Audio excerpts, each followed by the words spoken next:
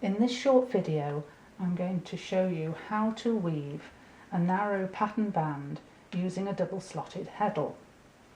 This heddle has all of the pattern threads threaded through a shorter slot, which means that if you lower the heddle or if you raise the heddle, the pattern threads stay in a line in the centre of the shed. So to make the pattern, all you have to do is pick up the correct pattern threads that you want to appear on the surface. Now for that, you need a pattern draft, and a pattern draft shows the pattern written out so that you know which threads appear on the surface. So for the band that I'm weaving at the moment, I'm up to row 24. And first of all I have to lower the heddle on this row, and so the shuttle is on the right. So moving the shuttle across the pattern threads, I have to miss the first one, then pick up 5, then miss one, pick 5, miss one. And I pick the pattern threads using just the tip of the shuttle. The next row I need to raise the heddle and then pick 3, miss one, pick 5, miss one, pick 3. So I'll weave 4 rows so that you can see the process and the rhythm of weaving, and then I will just talk about band width at the end.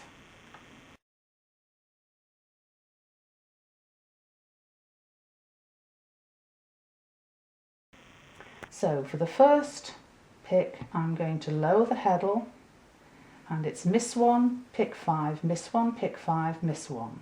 So I take the shuttle and the tip and I miss one by moving it down out of the way, pick 5, miss one, pick 5, miss one.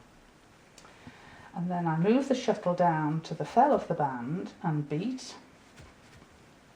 And it also gives me a chance to check that I have in fact picked up the correct pattern threads. I can then adjust the width of the band and then take the shuttle through. Now the next pick, pick 25, I have to raise the shuttle, and it's pick 3, miss 1, pick 5, miss 3. So it's pick 3, miss 1, pick 5, miss 1, pick 3.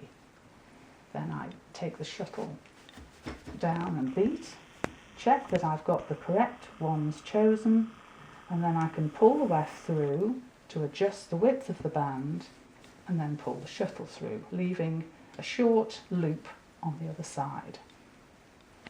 Now the next row, pick 26, I lower the shuttle and I have to pick 2, miss 1, pick 1, miss 1, pick 3, miss 1, pick 1, miss 1, pick 2. So pick 2, miss 1, pick 1, miss 1, pick 3, miss 1, pick 1, miss 1, pick 2. Then I bring the shuttle, edge of the shuttle down and beat, adjust the weft, make sure that the band stays the same width, and take the shuttle through. And now for the next row, 4th one, I need to raise the heddle. So on this one it's pick 3, miss 1, pick 5, miss 1, pick 3. So raise the heddle, so I need to pick 3, miss 1, pick 5, miss 1, pick 3. Take the shuttle down and beat, and if you want to beat hard you can hold the warp and beat like that. Then I can adjust the width of the band by pulling the weft through and then take the shuttle through, leaving a small loop on the other side. So weaving is as simple as that, just choosing the correct pattern threads to bring to the surface. But keeping the band width even is fairly crucial, and also you have to decide on the exact width of your band, and that of course depends on the materials that you're using to weave with. Now here is a band that I wove earlier, and as you can see the pattern is the same, the materials are the same, but this band is narrower than this one. And on here you can see that the pattern is slightly elongated because I've pulled the weft in very strongly to make the band narrower. Now it's not wrong, it's just different. but you can see there's considerable variation even when you're using the same thickness of thread as to the width of the band. And really it's up to you to decide when you start weaving of the exact width that you want. And when you do the first, weave about 1/2 inch, and then you can decide the exact width that you want for your band. And then what I find is very useful is to use a width checker. Now this is just a piece of semi-transparent plastic that I cut from a milk carton, folded in two with a hole punched in it, and it's tied on so that I can move it up and down the band, and then I mark it down one side so that I've got a guide to the exact width that I'm weaving this particular band.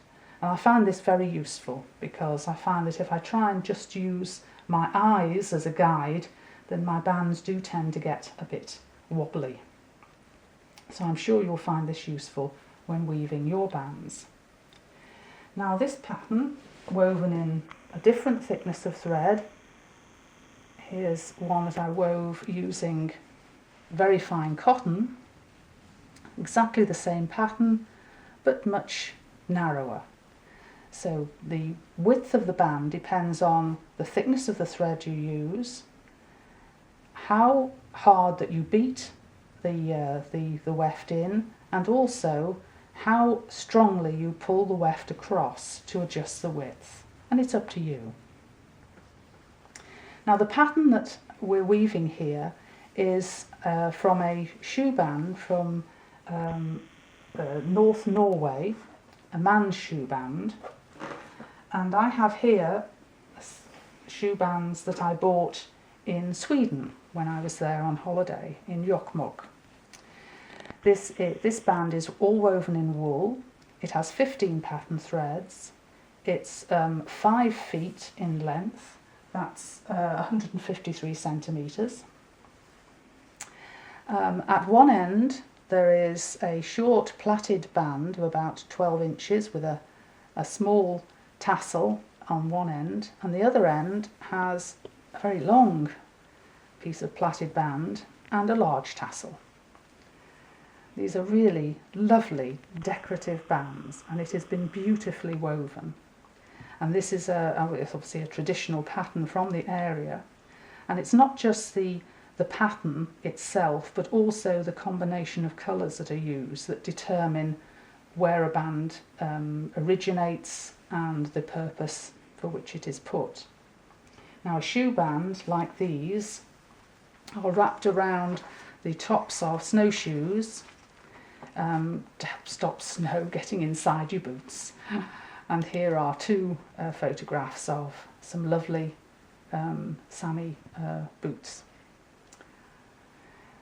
So I hope you enjoy your weaving and enjoy weaving this lovely traditional band from Norway.